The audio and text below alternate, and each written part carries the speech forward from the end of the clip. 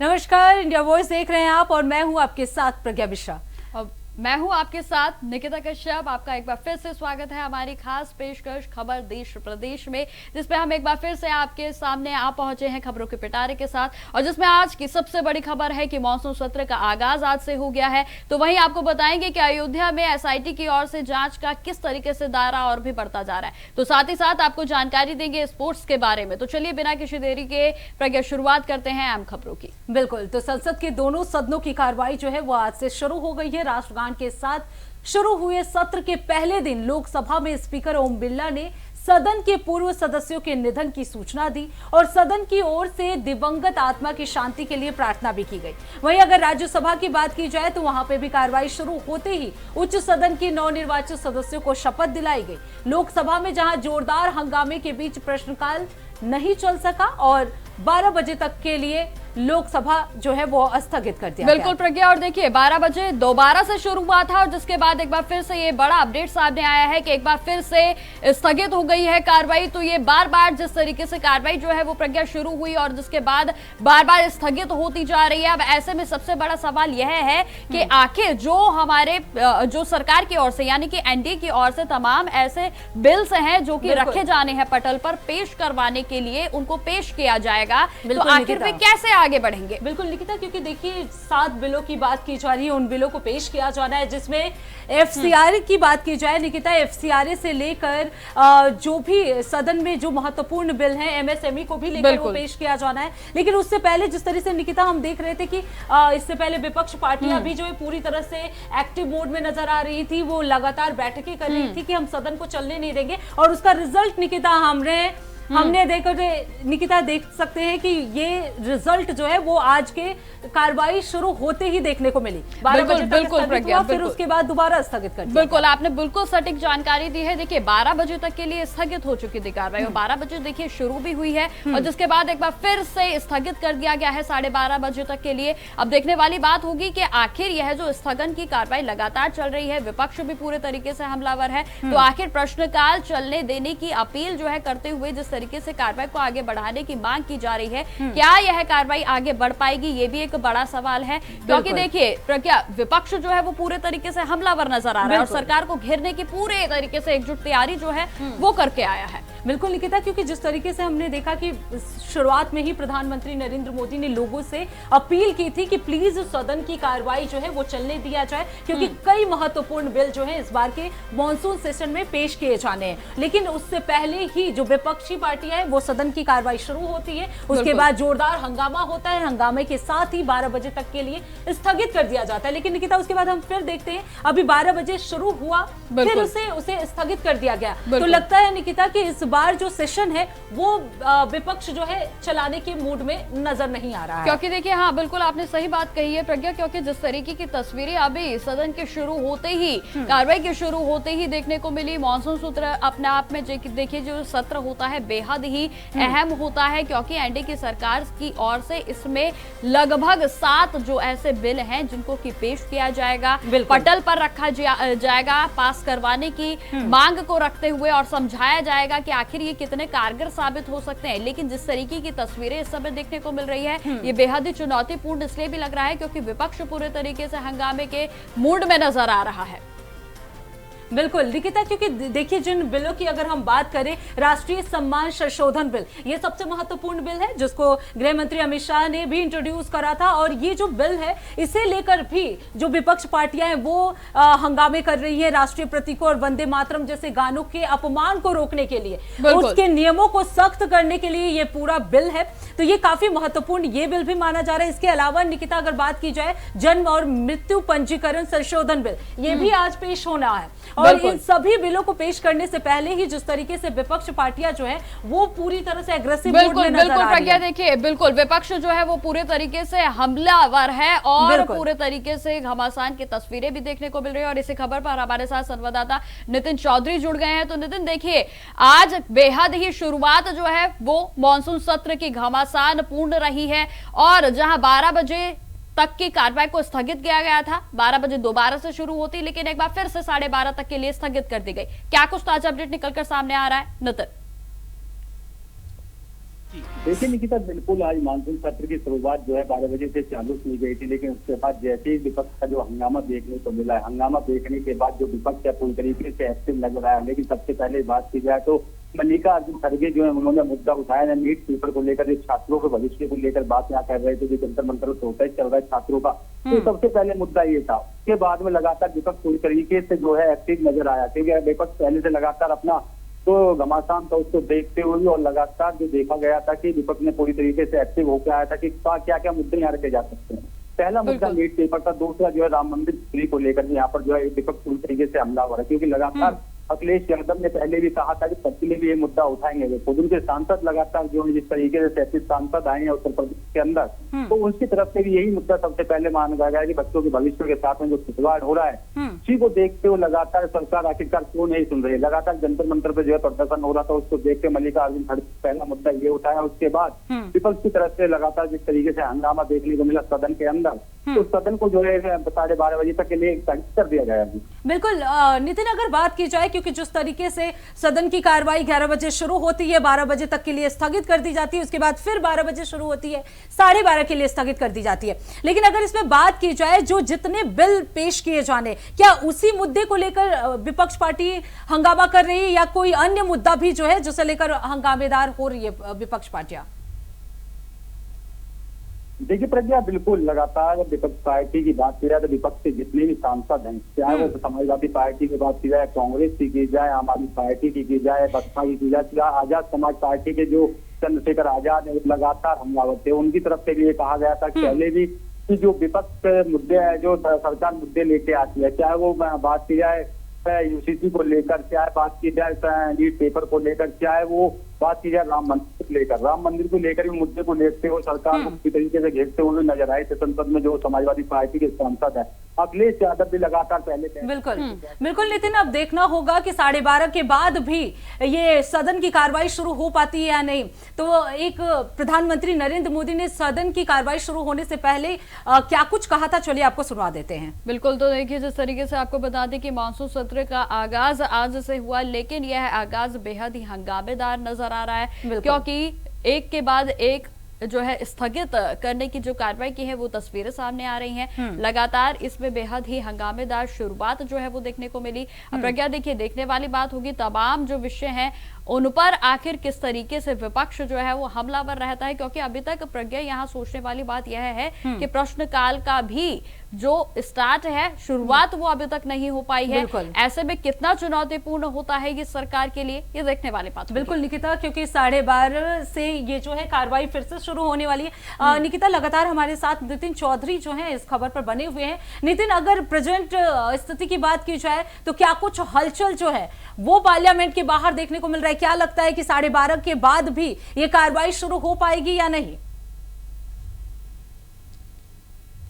देखिए प्रज्ञा, बिल्कुल लगातार जिस तरीके से विपक्ष जो हमलावर था संसद चलने से पहले मानसून सत्र की तैयारी को देखते हो, क्योंकि अब की बात विपक्ष पूरी तरीके से तैयारी में आए हैं। लगातार तैयारी को बात की जाए, कांग्रेस के सांसदों के साथ में जो नेता प्रतिपक्ष हैं उनकी पहले से लगातार राहुल गांधी के साथ बैठक हुई थी। उसके बाद में अखिलेश यादव के साथ में बैठक करी थी सभी सांसदों के साथ में। उसके बाद में तमाम अपनी अपनी पार्टी के जो नेता है उनसे मुलाकात करी, उन्होंने अपने मुद्दे बताए कि अब की बार जो मुद्दे हैं वो किस तरीके से जो सदन में गिनाए जा सकते हैं, क्योंकि सरकार लगातार जो मुद्दे लाती है, चाहे वो किसी प्रकार की देखा जाता है कि तो सरकार फायदे की चीजें लाती है, तो उसको बताया जाता है कि आखिरकार सरकार जिस तरीके से काम कर रही है वो काम जनता के बीच में जा रहा है नहीं जा रहा। तो उसी चीज से विपक्ष का कहना है कि अब की बार जो सरकार है वो पूरी तरीके से, पहला मुद्दा था नीट पेपर को लेकर, नीट पेपर देखते हुए लगातार हंगामा सबसे पहले मल्लिकार्जुन खड़गे की तरफ से किया था। जब सदन में हंगामा हो गया था तो हंगामा होने के बाद में जो है सदन को स्थगित कर दिया गया था 12:30 बजे तक के लिए। लेकिन उसके बाद 12:30 बजे की बात की जाए तो 12:30 बजे में भी कहीं ना कहीं देखा जा रहा है कि संसद में फिर दोबारा एक बार जो है विपक्ष हंगामा करेगा। उसके बाद में कहीं ना कहीं बड़े बड़े मुद्दे जो है राम मंदिर चोरी हो या इस तरीके से चंदा चोरी होगा उसको देखते हुए, क्या बच्चों की भविष्य की बात की जाए या यूसीसी कानून को देखते हुए बात की जाए, तमाम बिल्कुल नितिन, एक बड़ा सवाल यह भी है कि इस सत्र के दौरान लगभग 19 बैठकें होनी है, लेकिन आज की जो तस्वीरें सामने आई हैं, क्या आपको लगता है या फिर कयास जो है वो लगाए जा सकते हैं कि बैठकें पूरी तरीके से संपन्न हो पाएंगी? देखिए, बात की जाए जिस तरीके से बैठकों को लेकर बात की जाए तो बैठक में कहीं ना कहीं 19 तरीके की जो बैठक थी उसमें साफ कहा गया कि अब की बार जो बैठक है वो पूरी तरीके से कहीं ना कहीं विफल भी नहीं होती हुई नजर आई, क्योंकि अब की बार विपक्ष पूरी तरीके से हमलावर है।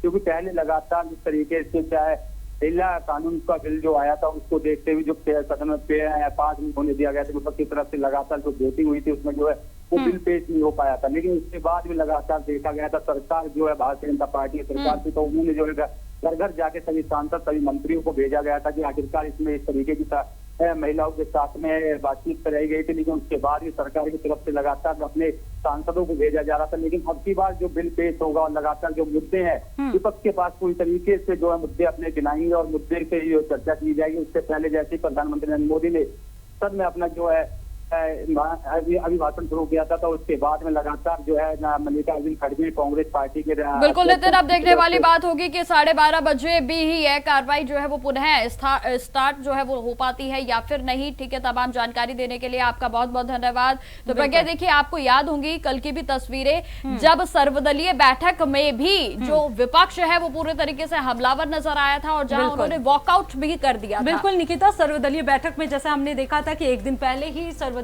बैठक में विपक्ष की तरफ से वॉकआउट किया गया था और उसकी तस्वीर, उसका रिजल्ट जो है निकिता आज के मॉनसून सेशन के शुरू होते ही देखने को मिला। वहीं निकिता, मॉनसून सेशन शुरू होने से पहले प्रधानमंत्री नरेंद्र मोदी ने क्या कुछ अपील की थी, चलिए दर्शकों को वो सुनवा देते हैं जी। मैं किसी 56 साल के नौजवान की बात नहीं कर रहा हूं, मैं देश के ये स्टार्टअप ने 28 के एवरेज वाले नौजवानों ने अंतरिक्ष में भारत का झंडा गाड़ दिया है, उनको तो बधाई है ही है। लेकिन ऐसी बातें जो है जो भारत को आत्मविश्वास से भर देती है, विश्व में भारत का प्रोफाइल सर्वमान्य सर्वस्वीकृत बनता जाता है। साथियों, ये संयोग नहीं, ये एक संदेश है और बड़ा मजबूत संदेश है कि हमारे देश के युवाओं की क्षमता और उनकी आकांक्षा अंतरिक्ष जितनी असीम है, इससे बड़ा संदेश देश के लिए कोई और प्रेरणा नहीं दे सकता। साथियों, जो रिफॉर्म एक्सप्रेस पर सवार होकर के आज देश चल पड़ा है, उसी का नतीजा है कि भारत के नौजवान इतना बड़ा साहस कर पाते हैं और सफल भी हो रहे हैं। निकिता, अब बात कर लेते हैं अगली खबर की जो अयोध्या से जुड़ी हुई है। 22 जुलाई को श्री राम जन्मभूमि तीर्थ क्षेत्र ट्रस्ट की अहम बैठक जो है वो प्रस्तावित की गई है, जिसमें मंदिर निर्माण और ट्रस्ट से जुड़े कई महत्वपूर्ण विषयों पर भी चर्चा की जाएगी। बिल्कुल प्रज्ञा, और देखिए जानकारी यह भी सामने आई है कि बैठक का मुख्य एजेंडा पिछली बैठक में लिए गए निर्णयों और उन पर हुई चर्चाओं पर भी समीक्षा करना होगा और साथ ही साथ उन फैसलों को भी आगे बढ़ाने और आवश्यक कार्रवाई पर भी विचार किया जाएगा। और खास बात देखिए ये भी है प्रज्ञा कि प्रस्तावित बैठकों से करीब 1 घंटा पहले ही ट्रस्ट की एक विशेष बैठक भी आयोजित की जाएगी। बिल्कुल निकिता, अब देखना होगा कि इस विशेष बैठक में क्या कुछ प्रशासनिक और संगठनात्मक विषयों पर मंथन किया जाता है, किस विषयों पर मंथन करने की संभावनाएं हैं। इसके साथ ही राम मंदिर से जुड़े आगामी कार्यों और ट्रस्टों के भविष्य निर्णयों के लिहाज से भी ये बैठक जो है निकिता काफी महत्वपूर्ण जो है वो मानी जा रही है, क्योंकि देखिए बैठक के बाद लिए गए फैसलों पर भी सबकी निगाहें जो है वो टिकी हुई हैं और ये बेहद ही ज्यादा संवेदनशील मामला इसलिए भी हो जाता है क्योंकि इसमें देखिए बैठकों का दौर लगातार प्रक्रिया जारी है और ऐसे में अब 22 जुलाई को जो राम मंदिर ट्रस्ट की ओर से बैठक की जाएगी, इसमें पूरे तरीके से स्टाफ को बदलने के लिए भी मंथन किया जाएगा। और जैसा कि आपको याद भी होगा प्रज्ञा कि इसमें जो है तमाम आवेदन भी जो है वो किए गए हैं, खासतौर पर राम मंदिर ट्रस्ट में सीईओ की पोस्ट के लिए तमाम आवेदन जो है वो आए हैं और सबकी नजरें अब 22 जुलाई को होने वाली इस बैठक पर टिकी है। बिल्कुल निकिता, अब देखना होगा कि इस बैठक में मुख्य टॉपिक क्या होता है, कौन कौन से विषयों पर चर्चा की जा सकती है। इसके साथ ही प्रशासनिक और संगठनात्मक बदलाव भी जो है निकिता इस बैठक में देखने को मिल सकता है। तो ये इस बार ट्रस्ट की ये जो बैठक है वो काफी महत्वपूर्ण मानी जा सकती है। बैठक में आगे की रणनीति जो है वो तय की जा सकती है। लगातार इस बैठक को लेकर भी सरकार पूरी तरह से एक्शन मोड में भी निकिता नजर आ रहा है। लगातार हम देख रहे हैं कि एसआईटी जो है अपनी रिपोर्ट भी पेश कर चुकी है और ये ट्रस्ट को लेकर जो कार्रवाई है वो लगातार तेज होती हुई नजर आ रही है। और इसी बीच निकिता ये बैठक जो है जो कि 22 जुलाई को होना है,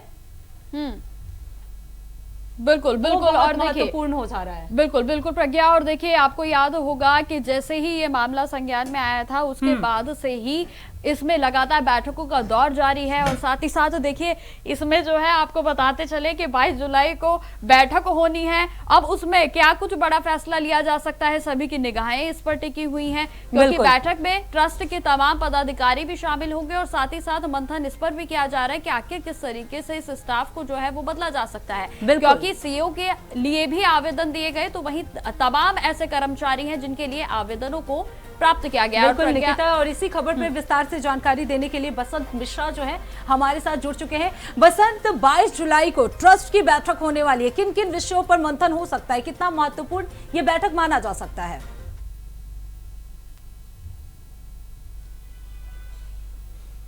देखिए प्रज्ञा, बिल्कुल 22 जुलाई को अयोध्या में एक बैठक होनी ट्रस्ट की, जिसमें ट्रस्ट के पदाधिकारी रहेंगे, साथ में प्रशासनिक अधिकारी रहेंगे। चूंकि आज एसआईटी की जो फाइनल रिपोर्ट थी उसको सुप्रीम कोर्ट में सौंपना था, सूत्र ये भी बता रहे हैं कि फाइनल रिपोर्ट सुप्रीम कोर्ट में सौंप दी गई है। लेकिन अब ट्रस्ट इसके बाद बैठक करेगा, चूँकि ट्रस्ट की तरफ से कुछ वहाँ के कर्मचारियों को भी बदला जाएगा, कुछ नए चेहरों को वहाँ पर रखा जाएगा, फिर से मंदिर की जो सुचारू रूप से व्यवस्था है उसको चलाया जा सके। उसी की कड़ी में लगातार मंदिर के कार्यपालक अधिकारी के रूप में सीईओ के चयन को लेकर के भी वहां पर आवेदन लिए गए हैं लोगों के। तो कहीं ना कहीं बैठक इस बार चाहते हैं, ट्रस्ट के पदाधिकारी चाहते हैं, जो अभी तक चढ़ावा चोरी का मामला पूरे देश भर में जिस तरह से चल रहा था उसको किसी तरह से शांत करा करके फिर से राम मंदिर ट्रस्ट की तरफ से फिर से सुचारू रूप तरीके से सारी चीज़ें की जा सके, ताकि एक बार फिर से श्रद्धालुओं का विश्वास राम जी पर बन सके और लोग आकर के फिर से मंदिर पहुंचे, दर्शन करें और फिर से जो चल रहा था उसी तरह सब कुछ सारे कामकाज फिर से चलते रहे। जी बिल्कुल बसंत, देखिए एक बड़ा सवाल यह भी है कि क्या चंपत राय और अनिल मिश्रा को जिस तरीके से उनकी ओर से इस्तीफा दिया गया, उनके इस्तीफे को मंजूर भी कर लिया गया, क्या उनकी सीट के लिए भी अब आवेदन जो है वो प्राप्त किए जाएंगे और इस पर भी क्या बड़ा फैसला आ सकता है 22 जुलाई को?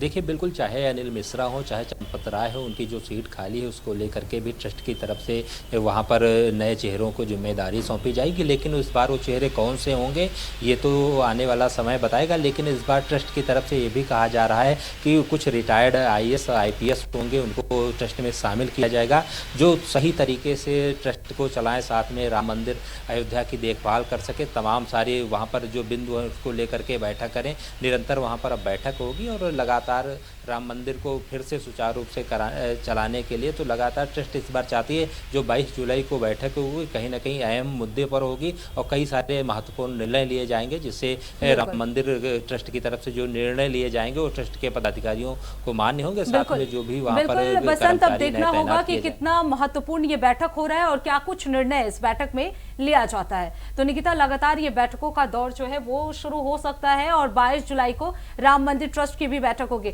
बसंत, आप बने रहिएगा, आगे भी आपका रुख करेंगे। बिल्कुल, और देखिए प्रज्ञा, यहाँ पर सबसे बड़ी बात यह भी है कि 22 जुलाई को जो बैठक होनी है उस पर निगाहें इसलिए भी टिकी हैं क्योंकि देखिए चंपत राय और अनिल मिश्रा की सीट भी अभी खाली है। आखिर उस पर क्या कोई बड़ा चेहरा आता है या फिर कौन ऐसे भरोसेमंद लोग हैं जिनको कि वहां विस्थापित किया जाएगा, ये भी एक बड़ा सवाल जो है वो लगातार लोगों के मन में भी है। और साथ ही साथ राम भक्त भी बेसब्री से इंतजार कर रहे हैं कि आखिर 22 जुलाई को इस बैठक में क्या कुछ फैसले लिए जा सकते हैं। बिल्कुल निकिता, अब बात कर लेते हैं अगली खबर की। भारतीय जनता पार्टी जो है वो 22 जुलाई को उत्तर प्रदेश की सभी 403 विधानसभा क्षेत्रों में एक साथ बूथ सम्मेलन जो है वो आयोजित करने वाली है। और इस अभियान का उद्देश्य जो है निकिता, बूथ संगठन को और मजबूत करना और बूथ अध्यक्षकों का सत्यापन करना भी है। बिल्कुल, और देखिए बैठक में असली और जो सक्रिय बूथ अध्यक्ष हैं उनकी पहचान के लिए भी इस बैठक को किया जा रहा है, क्योंकि मुख्यमंत्री योगी आदित्यनाथ गोरखपुर में आयोजित बूथ सम्मेलन में भी शामिल होंगे। तो वहीं भारतीय जनता पार्टी की ओर से प्रदेश अध्यक्ष और राज्य सरकार के मंत्रियों को अलग अलग जिलों की जिम्मेदारियों को भी सौंपा गया है। और ऐसे में अब सम्मेलन में क्या कुछ महत्वपूर्ण जो विषय हैं और फैसले हैं वो लिए जाएंगे, ये भी बेहद ही रोचक पूर्ण है। प्रज्ञा के आखिर क्या कुछ अहम जो है वो इस बैठक में रहेगा? बिल्कुल निकिता, अध्यक्षों से बूथ प्रबंधन, संगठनात्मक गतिविधियों और चुनावी तैयारियों को लेकर भी सवाल पूछे जा सकते हैं। इसी खबर पर विस्तार से जानकारी देने के लिए लगातार बसंत मिश्रा हमारे साथ बने हुए। बसंत, 22 तारीख यानी 22 जुलाई को बीजेपी जो है वो मेगा बूथ सम्मेलन करने वाली है। कितना महत्वपूर्ण ये सम्मेलन हो सकता है?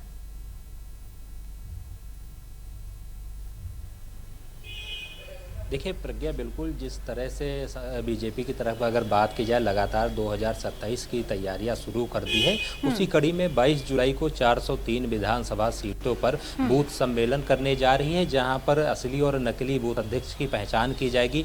जीत का फीडबैक लिया जाएगा जो बूथ अध्यक्ष होंगे। साथ में अगर बात की जाए उत्तर प्रदेश के मुख्यमंत्री, तो मुख्यमंत्री योगी आदित्यनाथ गोरखपुर से सम्मेलन में शामिल होंगे, बैठक में जुड़ेंगे। साथ में प्रदेश अध्यक्ष से लगा करके जितने भी मंत्री हैं सबको अलग अलग जिलों की कमान सौंपी गई है। जिलों में पहुंच करके वहां पर बूथ सम्मेलन में शामिल होंगे। तो कहीं ना कहीं बीजेपी की तरफ से लगातार ऐसे में बीजेपी चाहती है कि इस बार बूथ स्तर पर सम्मेलन करके जो भी बूथ अध्यक्ष हों, चाहे वहाँ के कार्यकर्ता हों, उनसे बातचीत की जाएगी, फीडबैक लिया जाएगा कि किस तरह की रणनीति तैयार की जा सके। जो 403 विधानसभा सीटें हैं वहाँ पर जीत दर्ज कराई जा सके। उसी के कड़ी में 22 जुलाई को एक बड़ा सम्मेलन भारतीय जनता पार्टी की तरफ से आयोजित किया जा रहा है। जी बिल्कुल बसंत, देखिए भारतीय जनता पार्टी की जब बात होती है तो कहीं ना कहीं कहा जाता है कि पूरे साल भर एक्टिव रहने वाली पार्टियों में से ये एक है। अब ऐसे में ये जो सम्मेलन है वो कितना मील का पत्थर साबित हो सकता है, क्योंकि आगे विधानसभा के चुनाव है।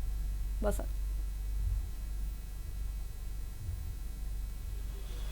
देखिए बिल्कुल, चूँकि 2027 का चुनाव नज़दीक है, ऐसे में भारतीय जनता पार्टी लगातार तैयारियां तो कर रही थी, लेकिन चूँकि संगठन में कुछ बदलाव हुए थे, नए चेहरों को जिम्मेदारी सौंपी गई थी। अब उसके बाद फिर से जिलों में सबको भेजा जा रहा है, बूथ स्तर तक कार्यकर्ताओं से बात की जा रही है। जो नाराज चल रहे हैं उनको मनाया जा रहा है, किस तरह से अगर जीतना है, क्या रणनीति है, उस पर बात की जाएगी। और तो इसी की कड़ी में एक बड़ी बूथ सम्मेलन का आयोजन 22 जुलाई को किया जाएगा, जिसमें उत्तर प्रदेश के मुख्यमंत्री और बीजेपी प्रदेश अध्यक्ष पंकज चौधरी से जो भी पदाधिकारी, जो भी मंत्री हैं, सब बैठक में शामिल होंगे। कहीं ना कहीं बीजेपी चाहती है इस बार उत्तर प्रदेश में फिर से तीसरी बार सरकार बिल्कुल बसंत, अब देखना होगा कि विधानसभा चुनाव में ये बूथ पे जो सम्मेलन किया जा रहा है वो कितना इफेक्टिव रहता है। बहुत बहुत धन्यवाद बसंत इस खबर पे विस्तार से जानकारी देने के लिए। बिल्कुल प्रज्ञा, देखिए भारतीय जनता पार्टी की ओर से बूथ सम्मेलन किया जा रहा है। अब इसमें यह बेहद ही खास विषय है कि छोटे तबके से लेकर यानी कि छोटे कार्यकर्ता से लेकर जो सांसद हैं उन तक भी पूरे तरीके से मंथन किया जाएगा, और जो गाइडलाइंस हैं और किस रणनीति के तहत 2027 की चुनावियों को और भी धार देनी है, इस पर भी विचार मंथन किया जाएगा। तो प्रज्ञा, अब आगे बढ़ जाते हैं और जहां उत्तर प्रदेश में मेरठ में कांवड़ यात्रा 2026 को लेकर आज बेहद ही समीक्षा बैठकों का दौर जो है वो जारी है और तैयारियों का आगाज भी कर दिया गया है। बिल्कुल निकिता, अब देखना ये होगा कि ये बैठक जो है वो कितना महत्वपूर्ण होता है और किस जिलों में किस तरह से तैयारियां जो है इस बैठक को लेकर किया जाता है। इसके साथ ही निकिता बता दें कि जो डीजीपी हैं वो मेरठ पहुंच चुके हैं और सभागार में तैयारियों का उन्होंने जायजा भी लेने वाले हैं। इस बैठक में मेरठ समेत आसपास के कई जिलों के पुलिस और प्रशासनिक अधिकारी भी जो है वो शामिल होने वाले हैं। बिल्कुल, और देखिए बैठक में कांवड़ यात्रा की सुरक्षा व्यवस्था, ट्रैफिक प्लान को लेकर, तो वहीं संवेदनशील इलाकों की निगरानी, कानून व्यवस्था और श्रद्धालु की सुविधाओं पर भी विस्तार से चर्चा की जाएगी। बैठक के बाद मुख्य सचिव और डीजीपी बाबा ओघड़नाथ मंदिर में भी पहुंचकर सुरक्षा इंतजामों का निरीक्षण कर सकते हैं। बिल्कुल निकिता, और साथ ही कांवड़ यात्रा के प्रमुख मार्गों का भी जायजा लिया जाएगा। प्रदेश सरकार इस बार कांवड़ यात्रा को सुरक्षित और व्यवस्थित तरीके से संपन्न कराने के लिए तैयारियों में कोई कमी जो है वो नहीं छोड़ने वाली है, और ये इसी की वजह से काफी महत्वपूर्ण जो है ये बैठक निकिता माना जा रहा है। और बिल्कुल, और प्रज्ञा, इसी खबर पर अधिक जानकारी के साथ हमारे साथ संवाददाता मेरठ से अली मेहंदी जुड़ गए हैं। तो अली मेहंदी, देखिए जिस तरीके से कांवड़ यात्रा का दौर शुरू होने वाला है, ऐसे में प्रशासन ने कमर पूरे तरीके से कस ली है, क्या कुछ तैयारियां उनकी ओर से की जा रही हैं? जी हाँ, बिल्कुल, जैसे मैं आपको बता दूं कि आगामी कांवड़ यात्रा 30 जुलाई से शुरू होने वाली है। उसी को लेकर मेरठ में आज उत्तर प्रदेश पुलिस के डीजीपी और मुख्य सचिव दो ही लोग पहुंचे हैं। उनके साथ में अलग अलग मंडलों के अधिकारी पहुंचे हैं और समीक्षा बैठक इस समय चल रही है। मेरी मौजूदगी इस वक्त मेरठ कमिश्नरी में है और मेरे पीछे ही वो पूरी मीटिंग इस टाइम चल रही है। उनके साथ में यूपी के साथ साथ अन्य राज्यों के मौजूद हैं। उसके बाद में वो कावड़ मार्ग का निरीक्षण करेंगे और जो 1857 की क्रांति का प्राचीन मंदिर है बाबा गौरनाथ मंदिर, उसका भी निरीक्षण करेंगे। बिल्कुल। अली, अगर बात की जाए क्राउड मैनेजमेंट को लेकर, तो क्राउड मैनेजमेंट को लेकर क्या कुछ प्रशासन की तरफ से तैयारियां की जा रही है, उसको कैसे मैनेज किया जाएगा?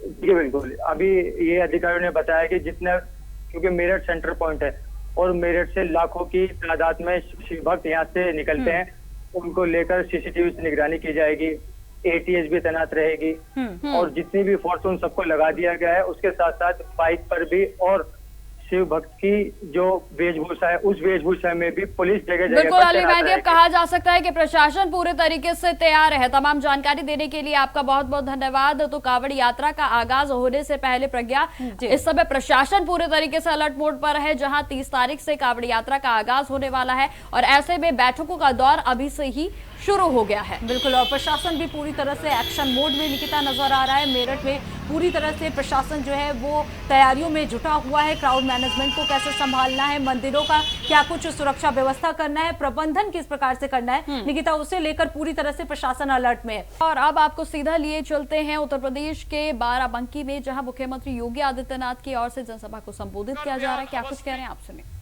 पंडित महेश दत्त शुक्ल, गुरु प्रसाद सिंह मुंगेश समेत तमाम ऐसे साहित्यिक विभूतियों को भी इस धरा ने भारत के साहित्य आकाश में उपलब्ध करवाया है। बहन और भाइयों, देश की आजादी के लिए, देश की स्वाधीनता के लिए अपने रणबांकुरों के साथ बलिदान हुए राजा बलभद्र सिंह चहलारी की ये पावन धरा हमें सदैव राष्ट्र भक्ति के लिए, राष्ट्र अपनी भारत माता के प्रति समर्पण का भाव पैदा करती है। तो यहां के युवाओं की प्रतिभा, कभी केडी सिंह बाबू की हॉकी के एक प्रतिभाशाली खिलाड़ी के रूप में उन्होंने उस टीम का प्रतिनिधित्व किया जिसने भारत को मेडल दिलाने का काम किया था। ओलंपिक में भारत के नेतृत्व की टीम को आगे बढ़ाने में योगदान दिया था। वह भी बाराबंकी की ही धरा में पैदा हुए थे। यही नहीं, फ्लाइट लेफ्टिनेंट शंकर दयाल वाजपेयी, वायुसेना के एक वीर ने फ्लाइट लेफ्टिनेंट के रूप में उन्होंने अपनी सेवा देकर के अपने आप को बलिदान किया था देश की सीमाओं की सुरक्षा करने के लिए। आज मुझे ऐसी पावन धरा को नमन करने और यहां पर हमारे पदाधिकारी और जनप्रतिनिधियों के प्रयास से जो विकास की परियोजनाएं स्वीकृत हुई हैं, ऐसे लगभग 550 करोड़ रुपए की परियोजनाओं के लोकार्पण और शिलान्यास करने का सौभाग्य प्राप्त हो रहा है। मैं इसके लिए आप सभी को हृदय से बधाई देते हुए दरियाबाद के लोकप्रिय विधायक और प्रदेश सरकार के मंत्री श्री सतीश चंद्र शर्मा जी को, यहां के अपने एमएलसी और अन्य पदाधिकारियों का हृदय से अभिनंदन करता हूं।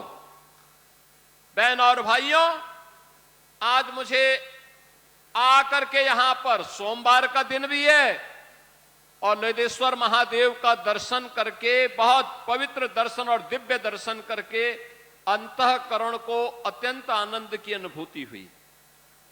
कितना प्राचीन विरासत है, कितने सौभाग्यशाली हैं आप।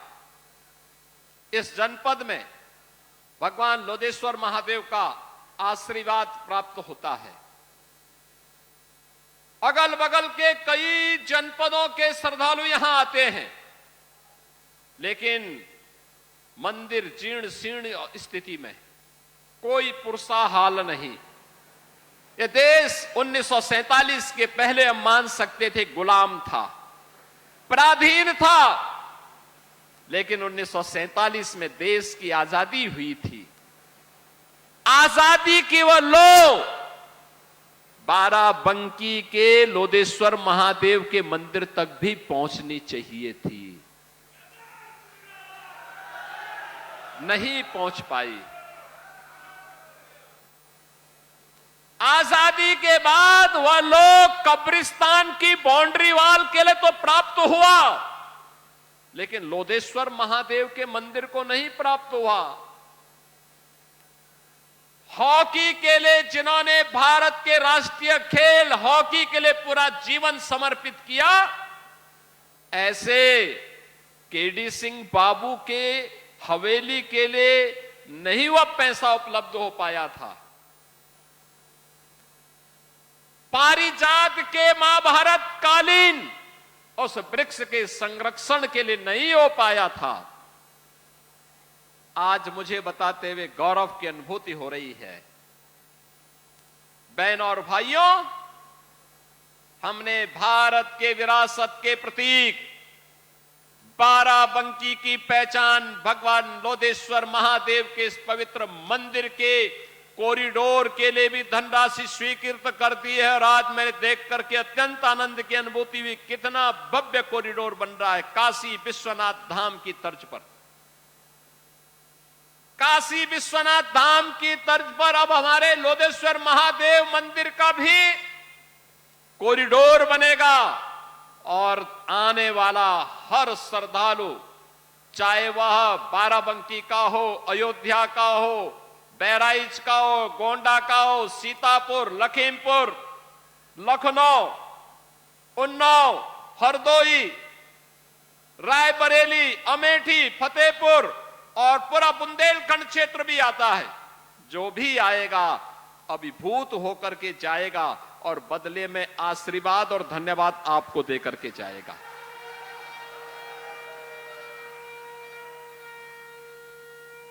आप सरकार का सहयोग कर रहे हैं, सरकार का गठन कर रहे हैं, सरकार कार्य कर रही है और धन्यवाद भी आप भी प्राप्त करेंगे।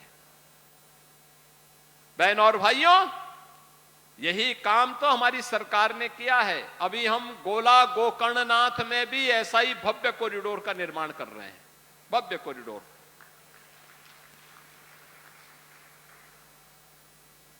मां विंध्यवासिनी मंदिर मिर्जापुर में भी ऐसे ही भव्य कॉरिडोर का निर्माण हो गया है। काशी एक नव्य और दिव्य काशी के रूप में चमक गई है। आज से 9 वर्ष पहले कोई काशी जाता था, संकरी गलियों से जाना होता था, गंदगी रहती थी। आज काशी जाएंगे, भव्य और नव्य काशी के रूप में, दिव्य काशी के रूप में दर्शन होते हैं। अंतःकरण से जो भी आता है देश भर से, हम लोगों को भी 2 शब्द धन्यवाद का दे करके जाता है। कितना भव्य दर्शन कर हुआ है भगवान का। आज अयोध्या कोई आता है, अभिभूत होकर के जाता है। पूरे उत्तर प्रदेश वासियों को धन्यवाद प्राप्त होता है।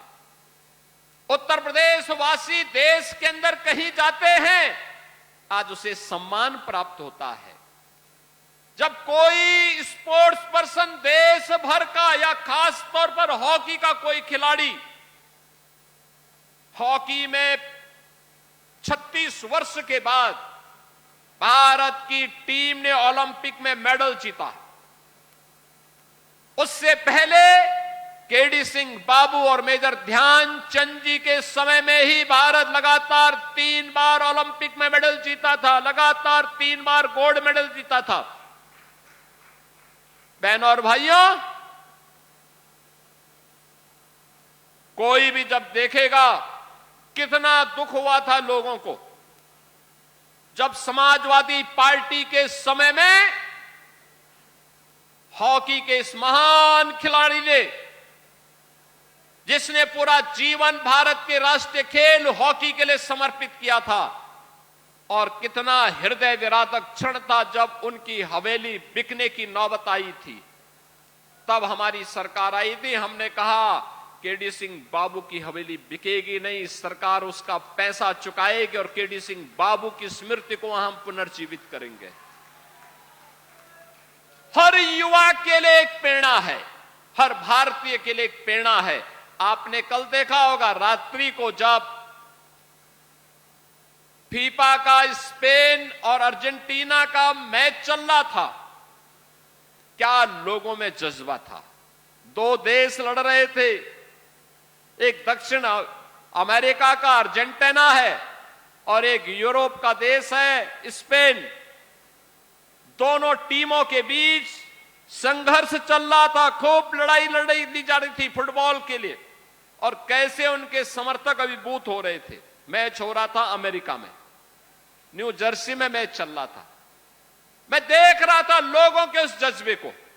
ऐसे ही हॉकी जब चलती है, पूरे भारत की निगाहें स्वतः स्फूर्त भाव के साथ उसमें लगती हैं, क्योंकि भारत का खेल है और इसको नई ऊंचाई प्रदान की थी मेजर ध्यानचंद जी ने और केडी सिंह बाबू की जोड़ी ने।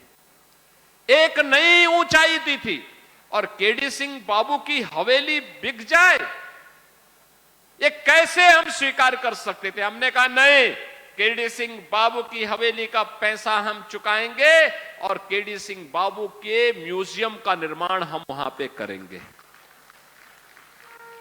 बहनों और भाइयों, जब अच्छी सरकार आती है तो अच्छी सरकार ऐसे ही कार्यों को करके आगे बढ़ती है।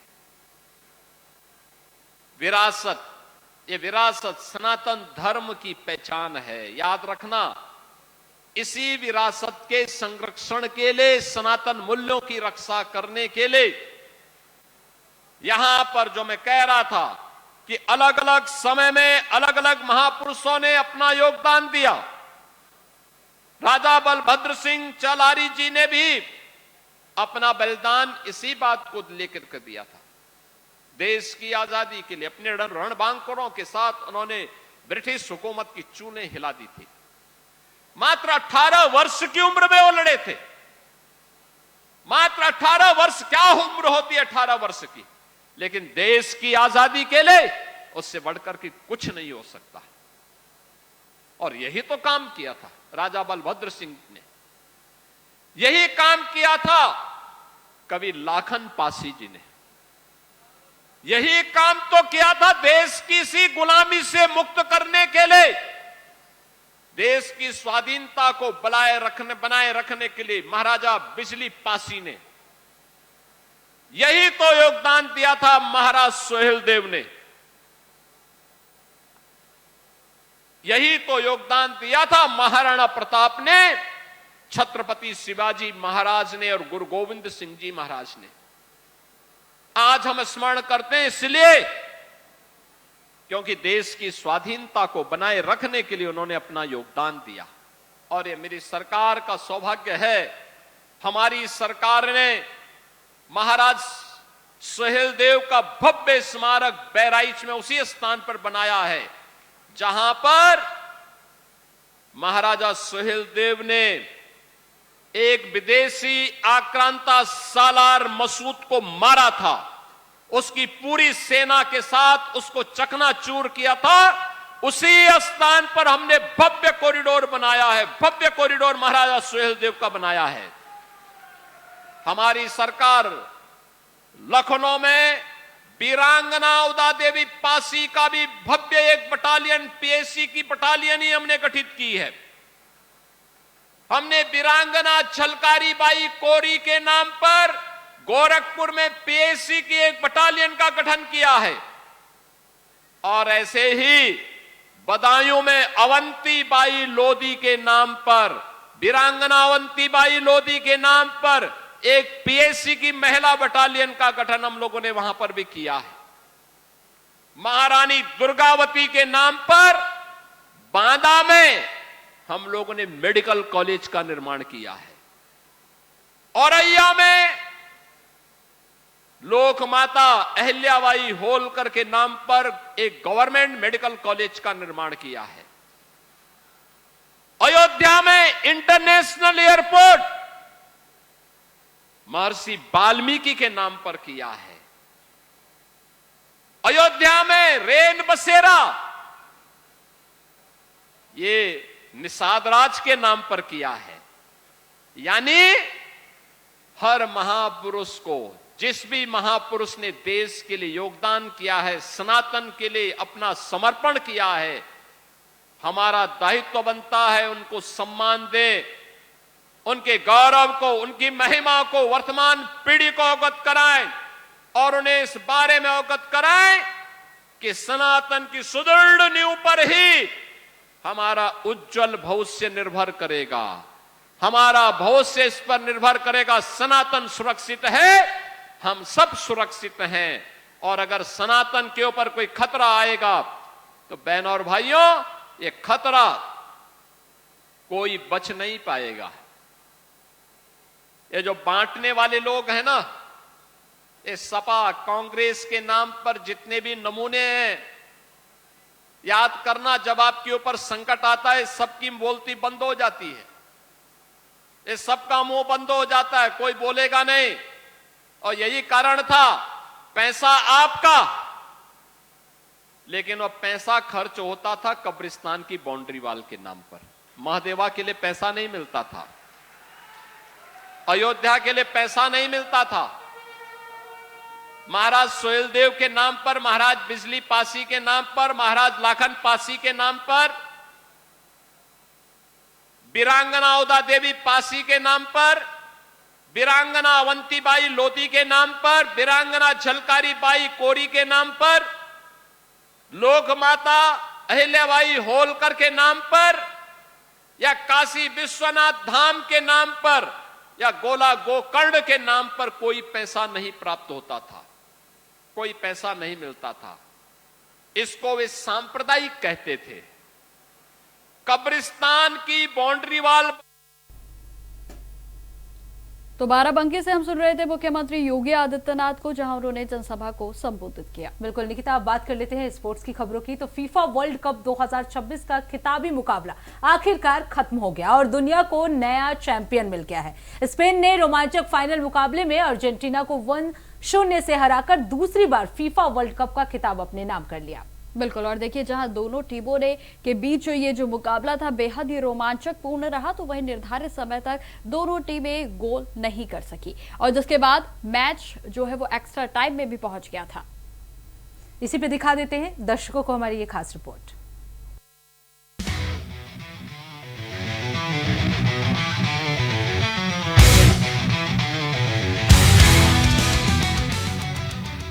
फीफा वर्ल्ड कप 2026 को स्पेन ने अपने नाम कर लिया है।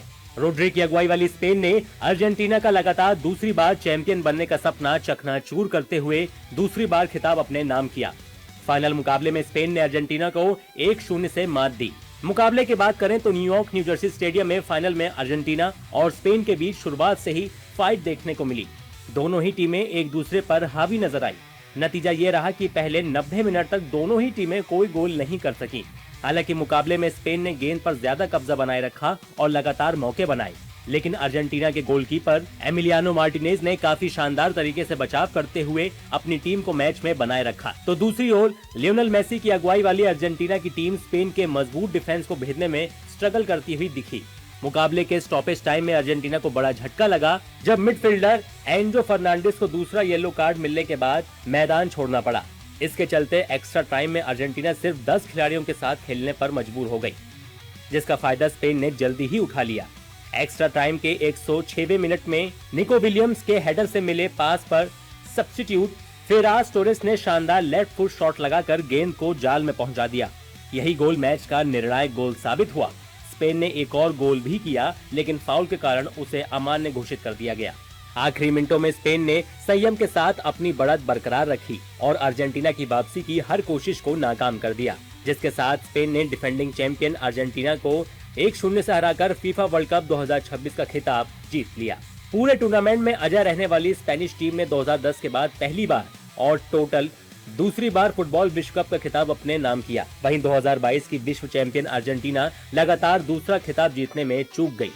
फेरान टोरेस का एक गोल स्पेन के लिए इतिहास रच गया और ला रोजा एक बार फिर दुनिया की नंबर 1 फुटबॉल टीम बन गई।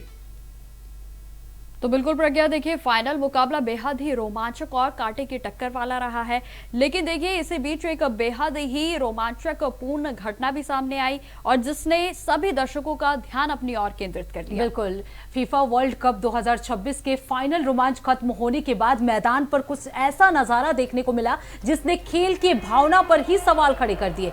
स्पेन की ऐतिहासिक जीत के तुरंत बाद दोनों टीमों के खिलाड़ियों के बीच तीखी नोक-झोंक जो है वो शुरू हो गई, जो देखते ही देखते धक्का मुक्की और मारपीट में बदल गई। हालात ऐसे बन गए कि खिलाड़ियों को अलग करने के लिए दोनों टीमों के कोच और सपोर्ट स्टाफ को मैदान में भी उतरना पड़ा। तो ये तस्वीरें आप देख सकते हैं, जैसे ही मैच खत्म हुआ उसके बाद दोनों टीमें जो है आपस में भिड़ गई, जिसको रोकने के लिए कोच को वहां पे आना पड़ा। रिपोर्ट्स की माने तो अर्जेंटीना के खिलाड़ी और स्पेन के खिलाड़ियों के बीच विवाद सबसे ज्यादा बढ़ा। इस दौरान कई खिलाड़ियों के बीच धक्का मुक्की हुई और मैच के बाद भी तनाव का माहौल बना रहा। वहीं घटना के बाद से पेरेडेस को रेड कार्ड भी दिखाया गया। गौरतलब है कि स्पेन ने अतिरिक्त समय में अर्जेंटीना को 1-0 से हराकर अपना दूसरा फीफा विश्व कप खिताब अपने नाम किया था, लेकिन जीत के जश्न के पर मैच पर जो ये हुई झड़प है वो अब हर किसी को चौंका रही है, जहां फाइनल की चमक को कुछ हद तक इसने फीका कर दिया है। बिल्कुल, तो आज के हमारे इस खास पेशकश में इतना ही, जिसमें हमने आपको तमाम विषयों के बारे में बताया। खासतौर पर मानसून सत्र के जो आगाज है वो आज हो चुका है, हंगामेदार काफी तस्वीरें रही। तो वहीं आपको अयोध्या के बारे में जानकारी दी और जाते जाते आपको हमने स्पोर्ट्स की खबरों से भी अवगत कराया। तो आज के इस खबर देश प्रदेश में बस इतना ही। देश दुनिया की तमाम बड़ी खबरों के लिए देखते रहिए इंडिया वॉइस। तब तक के लिए नमस्कार।